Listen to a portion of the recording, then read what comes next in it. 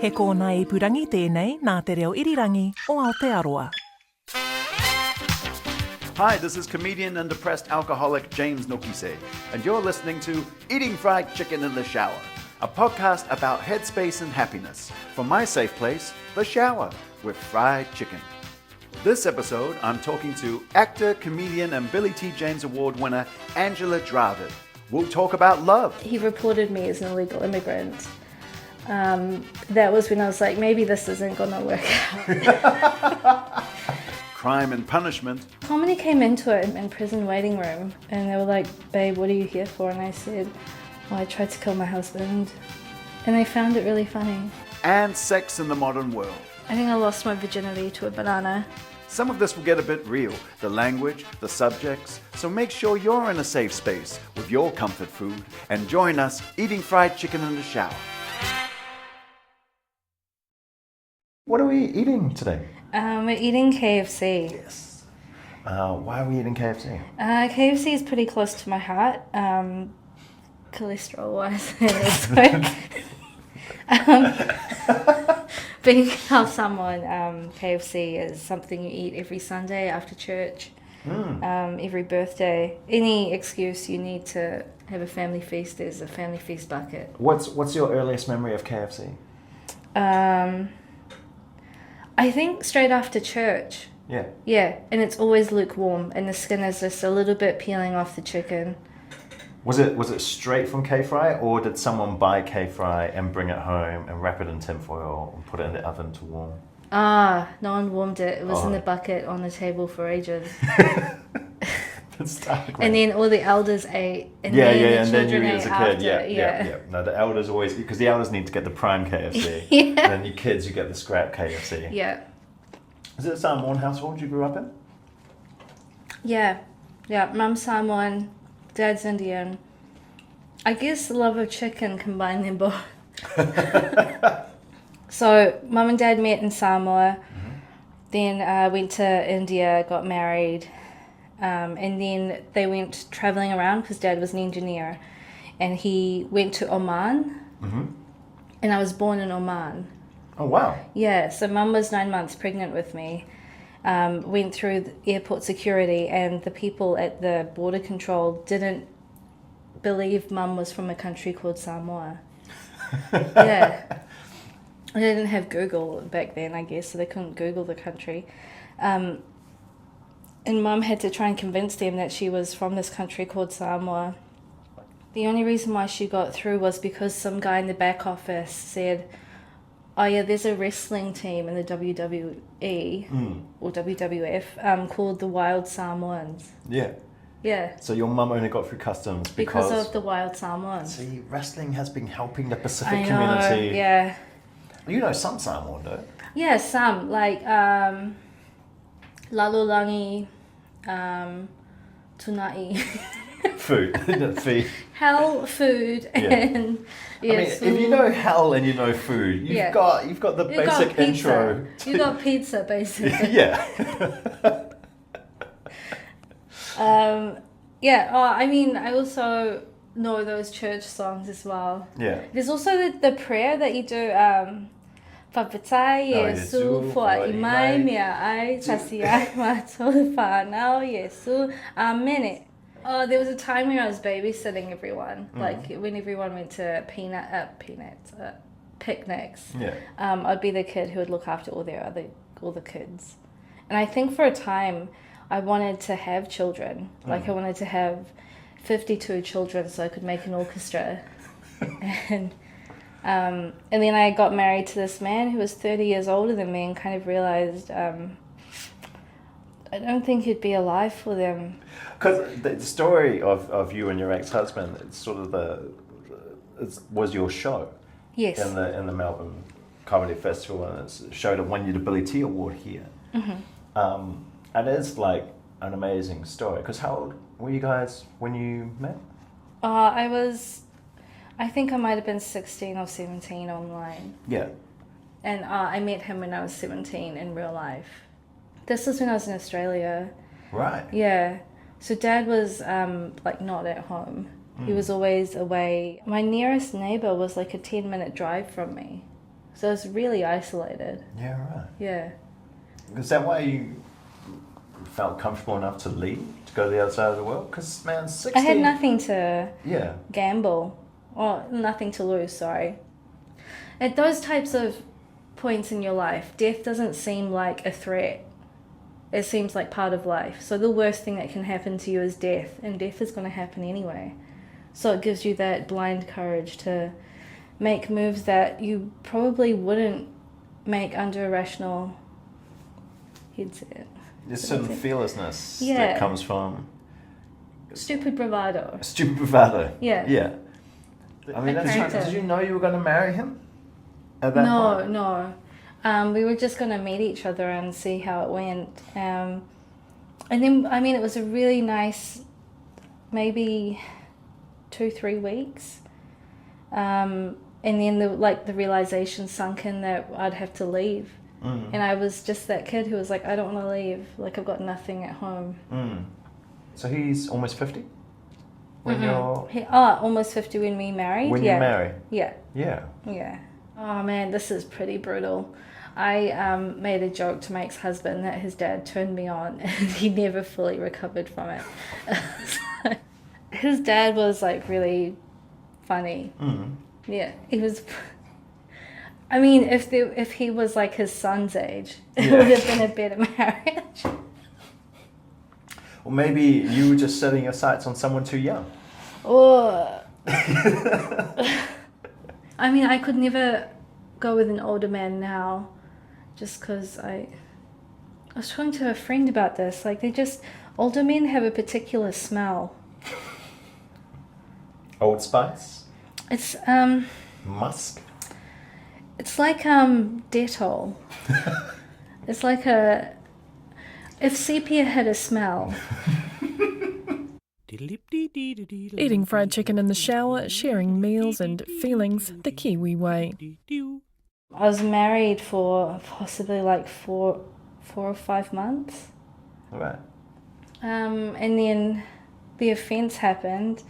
I attacked my ex-husband and he called the police on me, and then I was arrested and in the police cell for a couple of days. And then I was taken on remand into HMP Bronzefield. I've known you for a while. We've done festivals together. I've never seen you violent. Yeah, I do come from a violent family, and Mum hasn't been violent for so many years now. But I did grow up with a very stereotypical Islander mum who would beat me, and like you kind of got over it with your cousins by comparing war wounds. You know, I sort of feel like, I suffered the Battle of Untidy Room in '95. You know, that whole... You kind of compare your bruises, like, that's nothing, you know. Your aunties, when they tell you to look after their kids, they're like, just smack him if he does anything wrong. It's a very, like, you take on responsibility with that sort of thing. So I have grown up with violence in my household. But I just never knew how to deal with anger. And in this relationship, I felt a growing frustration with living in a new country, not having friends, not having a partner that I could talk to about cultural things either. Because in Islander Indian culture, your family is everything. Your life revolves around your family. Like, my career is because I want to provide for my family. But it's very satellite orientated in a Western world. Yeah, so I felt like a huge frustration because I felt isolated, and I lashed out the only way I knew how, which was when someone pisses you off or does something that you consider a violation, you lash out and you hit them. But in the interrogation room, they said, "Why did you do it?" And I said, "Because he lacks discipline." Because I was reiterating my mum's words to me. That is Pacific Island cold-blooded. Yeah. Like, it's... I did it because I love him and he lacks discipline. I said that and I went to prison. Yeah. Did you feel it, like, at the time? I don't think I realized how serious it was going to be. I kind of expected someone to be on my side in it. And I kept talking, thinking that someone's going to come in any minute and hold my hand and it'll be okay.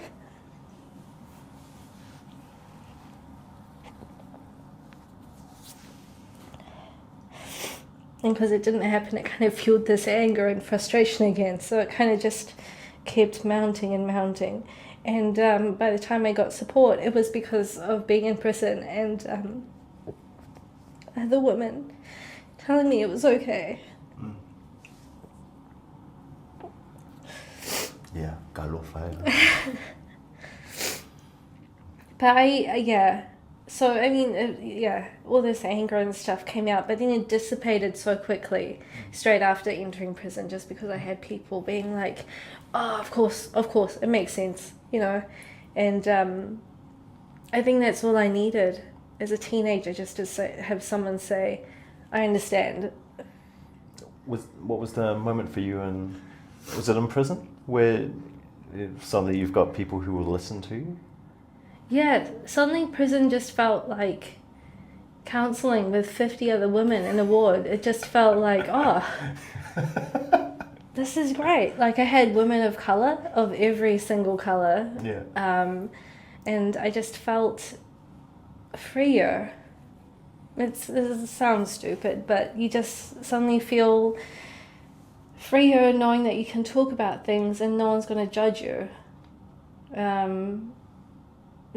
But of course I was a young woman in prison, and I think a lot of people saw like this vulnerable foreign kid. And as soon as someone saw my ex-husband when he came to visit me. He came to visit you? Yeah. What did they say when he came to visit? They just were like understanding, like, oh, that's your husband. I didn't realize like he's so much older than you.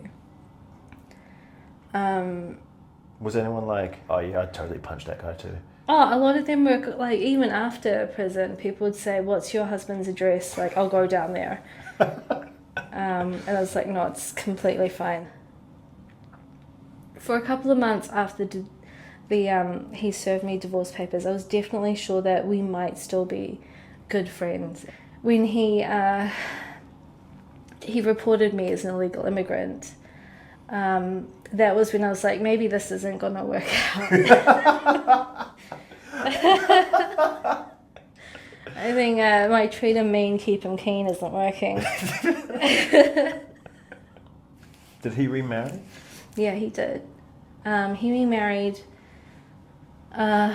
He's married to a woman he met in the chat room, the same chat room. She's younger than me. Like, I think he's got his happy ending. I'm still waiting for mine. But at the same time, I'm not looking for a happy ending either. Like, I sort of feel like comedy was my happy ending because I get to talk about whatever I want and people still value it. Eating fried chicken in the shower? Remember, always check for gout. When does comedy come into it? Well, comedy came into it in the waiting room, in prison waiting room. Someone had asked me what I was in there for because I just looked so innocent. And they were like, babe, what are you here for? And I said, oh, I tried to kill my husband. And they found it really funny. And that's your first joke? That was my first gag, yeah. How long after prison did you start doing comedy? When I got deported in 2008, I knew that there was something, because I just thought I can't like kind of just wipe this whole 3-year thing out of my head. I kept it quiet for ages because I didn't think I was capable of doing it on stage. I still don't think I'm capable of telling the whole story on stage either. And there's a certain roughness in the show as well, an uncomfortable silence in it, which I now have to accept as part of the show, because anything outside of that would be untrue of who I am as a person. If I were to deliver the show completely confidently and with like slick punchlines, I think it would be undermining the severity of it and undermining my own struggle with the whole show and thing. No, I was doing dick jokes for ages before I started talking about dicks. Like, you're pretty unique as a Pacific performer because your comedy is based in that awkward space. I think Dad's found it quite hard seeing what I talk about in my comedy because it is quite crass. And he came to my show, the first show in Sydney, and he had to hear the story of like my ex-husband giving me a toe job, and he found it horrifying. So the joke is, I was married to a man 30 years older than me, and he used to do this thing, a toe job. I was sitting on the edge of the bed and he put his toe in me. I wasn't into it. I just kept thinking, someone's going to walk in and think I've given birth to a full-grown man.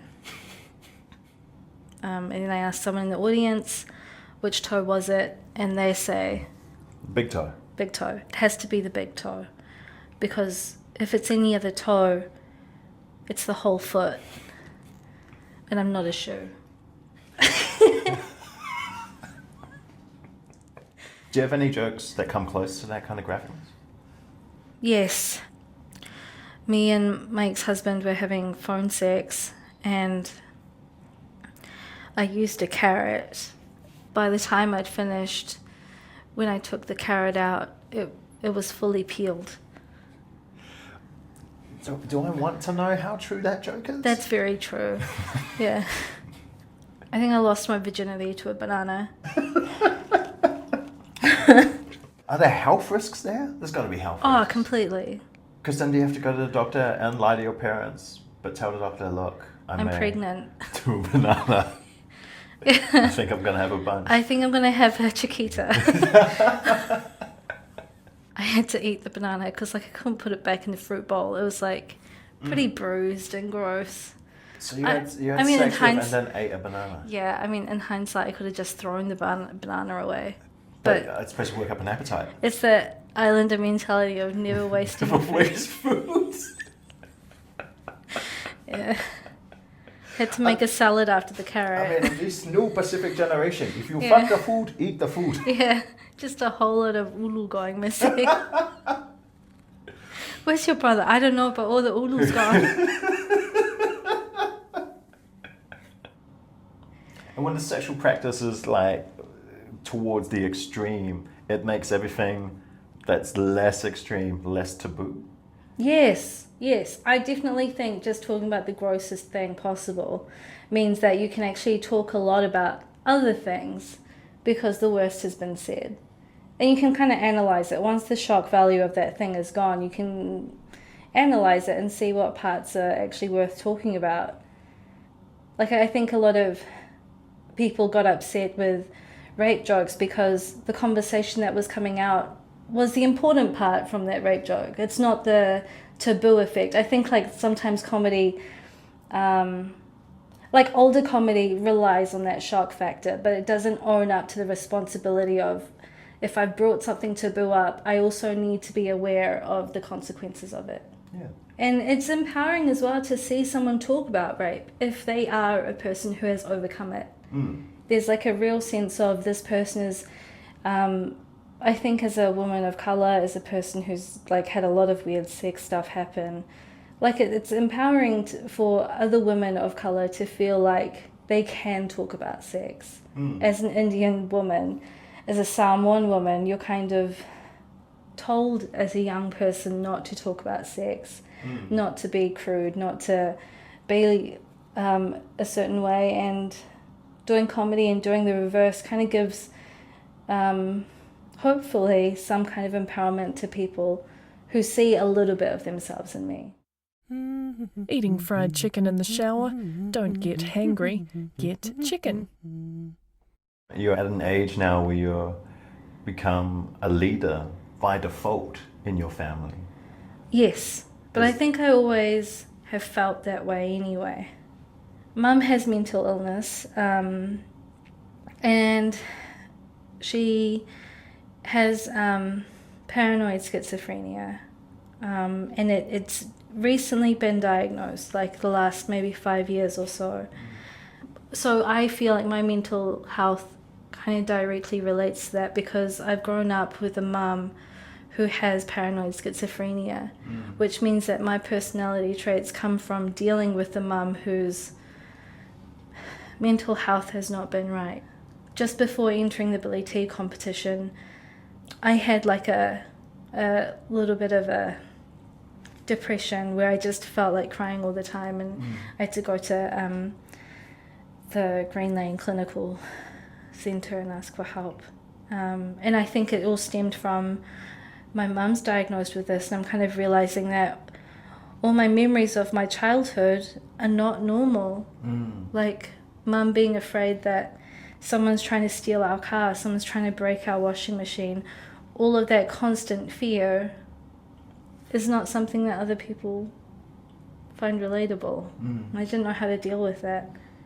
For me, when mum was diagnosed, it kind of made me learn to forgive my mum, because the person who I thought hated me but also loved me wasn't my mum. It was her mental illness. And it kind of made me try to accept that more. That mental illness makes someone human instead of a monster. I guess it's the same thing with those women in prison as well. Like, you see them for their human qualities instead of what their offence is. That's often, I always think when parents, I know when I've talked about my personal issues on stage, sometimes I've given my parents a heads up, sometimes they found out in reviews. Oh, yeah. Because I didn't know how to have the conversation. And it's do you guys talk about it now, or is it still just a conversation on stage? Oh, it's still a conversation on stage. I have asked Mum if I can talk about her mental illness, and Mum said no. But when she came to the show, because there's a part in the show where I have to say the reason why I ran away from my parents in the first place is because my mum was undiagnosed with a mental illness, and my dad was always absent, and yeah, I don't have a good relationship with him.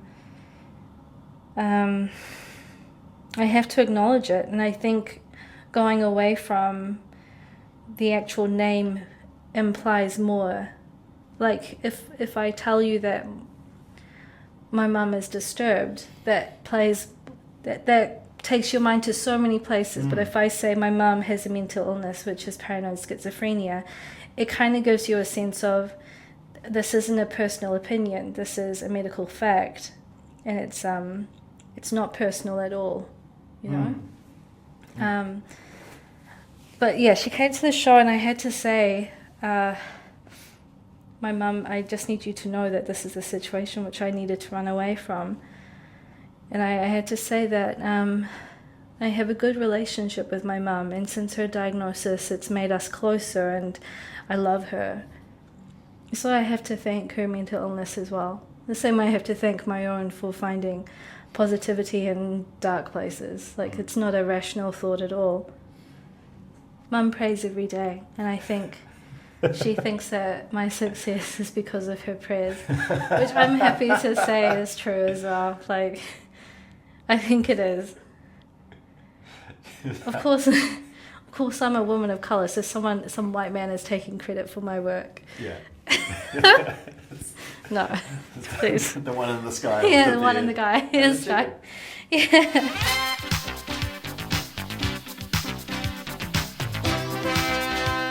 Eating Fried Chicken in the Shower was produced by Charlie Bleakley and presented by me, James Nokise. The engineer is Blair Stagpool. The executive producers are Justin Gregory and Tim Watkin. Subscribe to every episode of this podcast at Apple Podcasts, Stitcher, Spotify, Radio Public, or at radionz.co.nz/series. And while you're on Apple, please rate us by clicking on ratings and reviews, then the stars. But only give us 5. It's really simple and means way more to us than it does to you. It's a great way to spread the word and get me more free fried chicken.